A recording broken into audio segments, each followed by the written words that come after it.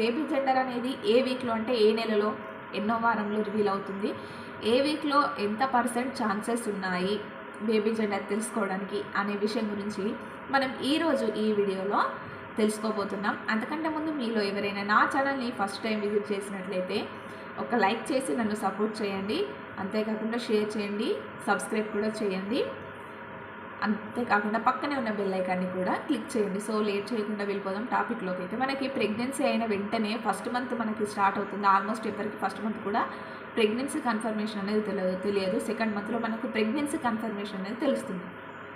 So మరి మనకి pregnancy confirmation కొంతమందికి 6th నుంచి స్టార్ట్ అవుతుంది కన్ఫర్మేషన్ అనేది.